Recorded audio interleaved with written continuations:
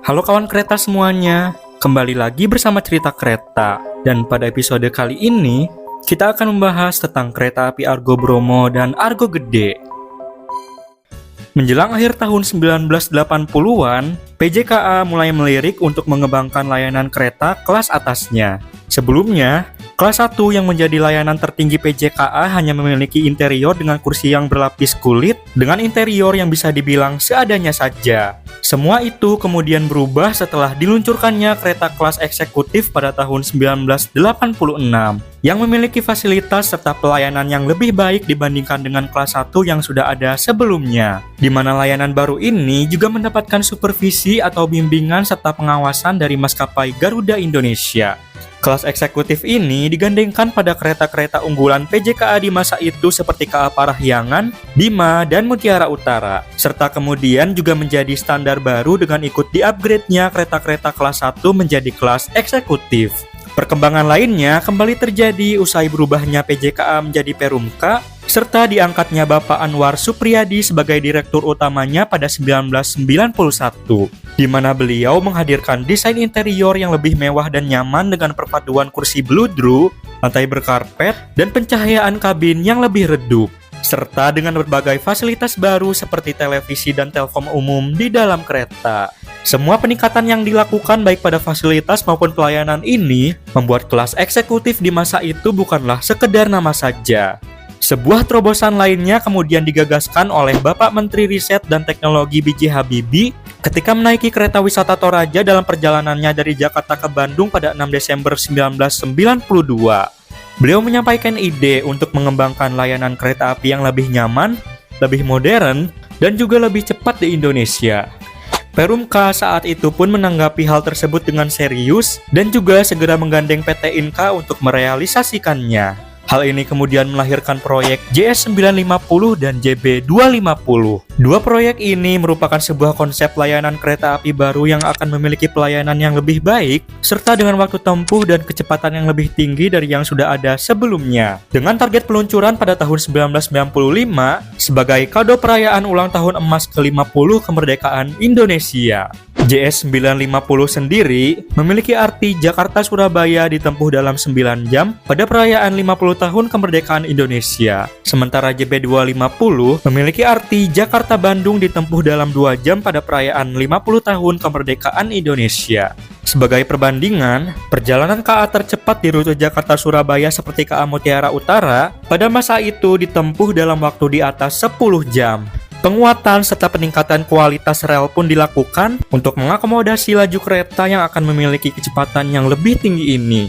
Pada tahun 1994, Perumka terlebih dulu meluncurkan kereta kelas eksekutif dan spesial Surya Jaya dengan relasi Gambir Surabaya Pasar Turi, di mana merupakan sebuah langkah uji coba konsep serta sekaligus tes pasar bagi JS 950 dan JB 250. Kereta api ini beroperasi menggunakan lokomotif CC201 generasi terbaru serta dengan rangkaian keretanya yang menggunakan bogi baru tipe NT60 atau K8, hasil pengembangan Inka untuk proyek ini yang dapat dipacu hingga 120 km per jam. Lebih cepat dari tipe-tipe bogi sebelumnya yang terbatasi hingga 90 km per jam saja.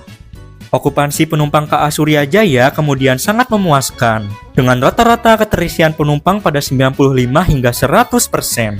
Sempat ada ide untuk langsung mengaplikasikan konsep JS 950 kepada KA Surya Jaya dan JB 250 pada KA Parahyangan yang sejak lama sudah melayani rute Jakarta-Bandung. Akan tetapi Perumka kemudian memilih untuk menggunakan nama Argo Bromo untuk JS 950 dan Argo Gede untuk JB 250 yang diberikan oleh Presiden Soeharto. Lengkap dengan sebuah logo yang mengambil bentuk lokomotif dan rel yang menyiratkan sifat tegas, pasti, bergerak cepat, dan teknologis, disertai 50 buah titik yang menandakan diluncurkan pada 50 tahun kemerdekaan Indonesia.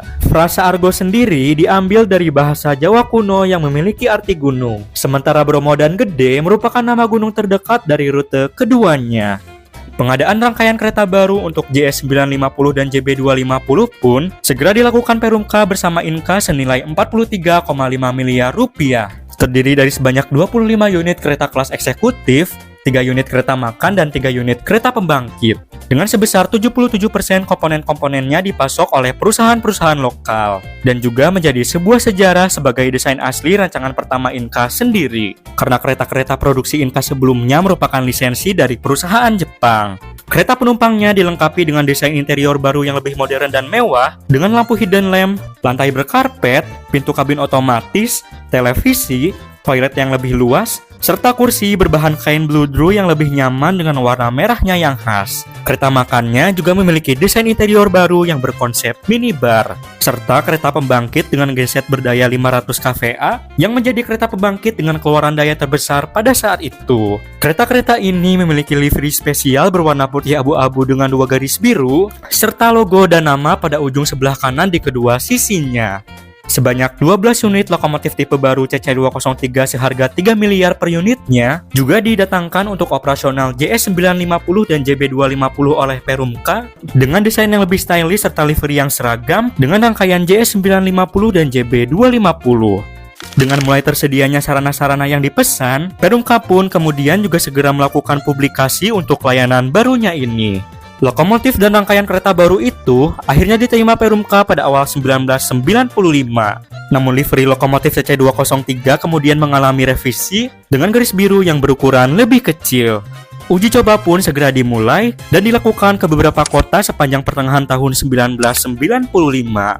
Peluncuran JS950 Argo Bromo dan JB250 Argo Gede akhirnya dilakukan pada 31 Juli 1995, tepat waktu sebelum momen perayaan 50 tahun kemerdekaan Indonesia. Acara tersebut dihadiri oleh beberapa tokoh penting seperti Bapak Presiden Soeharto, Direktur Utama Perumka, serta tak lupa Bapak B.J. Habibie yang menjadi penggagas dari proyek ini. Peresmian pun dilakukan secara simbolis dengan diberangkatkannya JB250 Argo Gede menuju stasiun Bandung oleh Presiden Soeharto. Namun setelah baru saja meninggalkan Jakarta, kereta ini tertemper seorang pengendara motor di daerah Karawang yang membuatnya tiba di stasiun Bandung dengan keterlambatan selama 5 menit. JS950 Argo Bromo sendiri baru melakukan perjalanan perdananya ke Surabaya pada malam harinya yang berjalan dengan lancar. Setiap harinya, terdapat 2 jadwal perjalanan JB250 Argo Gede, baik dari Gambir ke Bandung maupun sebaliknya dengan waktu tempuh selama 2 jam 30 menit. Sementara perjalanan JS950 Argo Bromo dari Gambir ke Surabaya Pasar Turi maupun sebaliknya hanya memiliki 1 jadwal yang tersedia untuk malam hari saja. Memiliki waktu tempuh 9 jam 30 menit dengan perhentian di Cirebon, Pekalongan, dan Semarang Tawang, serta kecepatan operasional hingga 120 km per jam. Rangkaian JS950 terdiri dari lokomotif CC203 yang membawa 8 kereta kelas eksekutif, 1 kereta makan, dan 1 kereta pembangkit. Sementara JB250 memiliki rangkaian yang lebih pendek dengan membawa 5 hingga 6 kereta eksekutif saja. Setiap kereta eksekutifnya berkapasitas 50 orang penumpang. Selain itu, terdapat juga ruang kompartemen berkapasitas 8 penumpang di kereta makan yang dapat dipesan untuk rombongan maupun perjalanan bisnis.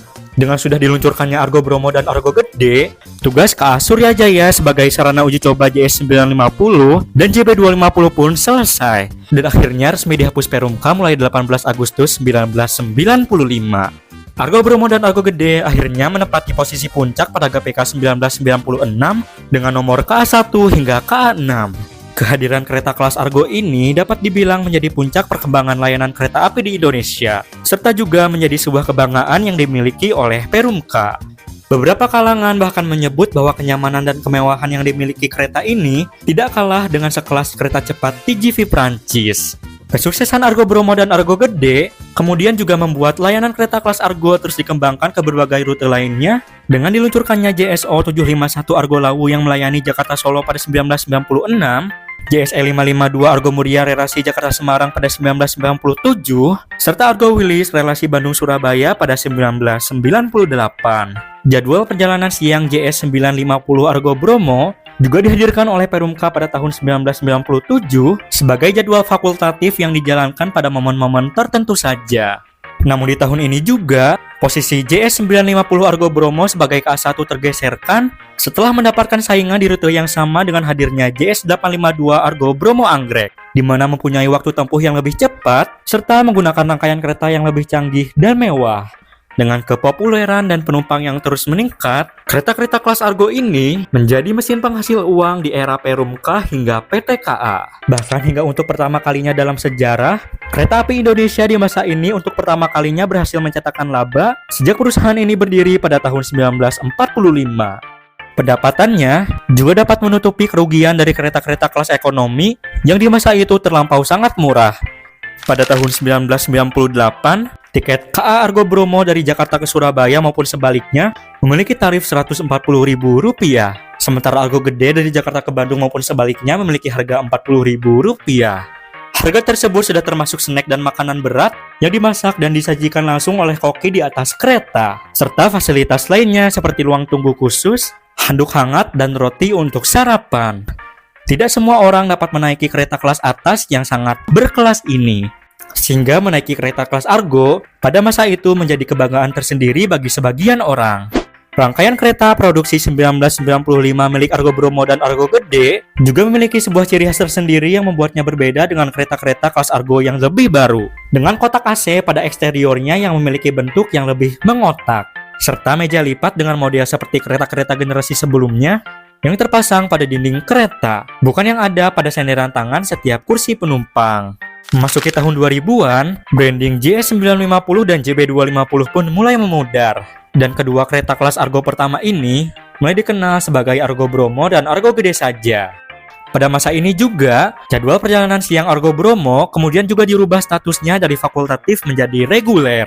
Namun pada tahun 2000, Argo Bromo malam dari arah Surabaya terlibat dalam sebuah kecelakaan yang juga melibatkan dua KA lainnya di Peta Karawang dan Kosambi, di mana Argo Bromo menabrak gerbong-gerbong KA Baja Satwa dan Peti Kemas yang anjlok setelah bertabrakan di jalur yang bersebelahan.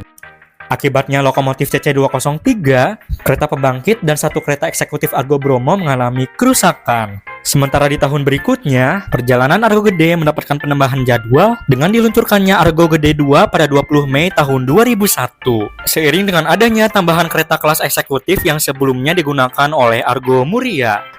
Dan pada masa ini juga, lokomotif CC201 mulai digunakan untuk operasionalnya. Namun hal yang berbeda sayangnya terjadi pada Argo Bromo, di mana pada tahun 2002 seluruh jadwal perjalanannya dihapus setelah dilakukannya penyederhanaan layanan kereta oleh PT KA. Setelah sebelumnya dengan banyaknya kereta kelas eksekutif di rute Jakarta-Surabaya, membuat okupansi penumpang setiap KA tersebut menurun akibat saling bersaing. Kisah Argo Bromo pun akhirnya harus berakhir setelah baru saja hadir pada 7 tahun sebelumnya. Dan rangkaian bekas Argo Bromo kemudian digunakan oleh kereta api Bima. Di tahun yang sama, Argo Gede kembali mendapat tambahan sarana dengan adanya rangkaian kereta baru dari PT Inka. Jadwal perjalanan Argo Gede pun kemudian juga terus bertambah seiring dengan terus meningkatnya permintaan penumpang. Apalagi kereta api merupakan pilihan tercepat di rute Jakarta-Bandung ini. Bahkan rangkaian KA lain seperti rangkaian milik KA Turangga juga mulai dimanfaatkan untuk operasional Argo Gede. Di antara banyaknya perjalanan Argo Gede, ada salah satu yang dijuluki sebagai Argo Jati. Hal ini dikarenakan lokomotif CC203 dan kru masinisnya merupakan kru dari Dipo Jatinegara. Berbeda dari jadwal Argo Gede lainnya, yang seluruh armada dan krunya berasal dari Dipo Bandung. Livery berwarna putih abu-abu dengan 2 garis biru pun akhirnya digantikan dengan livery baru yang dikenal sebagai Ombak Argo mulai tahun 2006. Dan lokomotif baru tipe CC204 juga mulai digunakan. Namun pada pertengahan tahun 2000-an, okupansi penumpang Argo Gede seketika menedak turun hingga 60% setelah dibukanya tol Cikampek Padalarang pada tahun 2005. Argo Gede yang saat itu bertarif Rp75.000 terkalahkan oleh pilihan transportasi lainnya seperti bis dan jasa travel yang kini memiliki waktu tempuh yang sama namun dengan tarif yang jauh lebih murah. Menanggapi hal ini, PT KA kemudian memberikan harga diskon hingga sebesar Rp50.000 saja, serta menambah perhentian di stasiun Jatinegara dan Bekasi, yang akhirnya sukses menarik kembali minat penumpang Argo Gede. Pada 7 November 2007, 2 kereta dari rangkaian Argo Gede melaju tanpa kendali di daerah Plered hingga akhirnya terhenti usai menabrak KA lokal di stasiun Plered. Peristiwa ini bermula dengan terbakarnya salah satu kereta eksekutif Argo Gede yang kemudian dilepas di tengah lintas tanpa diberikan stop block pengaman roda. Kejadian ini juga berakibat pada dihilangkannya lantai karpet pada seluruh kereta eksekutif setelah diduga menjadi pemicu kebakaran itu. Menjelang akhir tahun 2000-an, rangkaian Argo Gede mulai mengalami pemendekan dengan hanya membawa 4 kereta eksekutif saja, akibat okupansi penumpang yang kembali terus mengalami penurunan. Pada tahun 2009, terdapat 12 jadwal perjalanan Argo Gede dari Jakarta ke Bandung maupun sebaliknya. Sayangnya, setiap harinya sebagian besar kini hanya membawa kursi kosong berisi angin saja. Hingga dengan terus memburuknya okupansi penumpang, membuat akhirnya pada 26 April tahun 2010 menjadi perjalanan terakhir untuk Argo Gede, di mana pada keesokan harinya mulai 27 April 2010, Argo Gede kemudian dilebur bersama seniornya KA Parahyangan menjadi Argo Parahyangan. Hal tersebut dilakukan untuk memangkas biaya operasional yang tidak sepadan dengan jumlah okupansi penumpang, dan juga untuk tetap mempertahankan kereta api di rute Jakarta-Bandung ini. Yang juga berarti perjalanan Argo Gede harus terhenti setelah melayani para penumpang setianya selama 15 tahun ini. Saat ini, Argo Parahyangan masih setia melayani rute Jakarta-Bandung, meneruskan legasi yang pernah dimiliki oleh Argo Gede. Nama Argo Bromo sendiri masih hidup pada penerusnya Argo Bromo Anggrek yang selalu menempati tahta sebagai raja kereta api. Rangkaian asli milik Argo Bromo dan Argo Gede juga sebagian besar kini masih dapat ditemukan beroperasi di berbagai kereta api, yang akan selalu menjadi pengingat kita pada kedua pelopor kereta kelas Argo yang sudah memulai era baru dalam sejarah perkeretaapian Indonesia.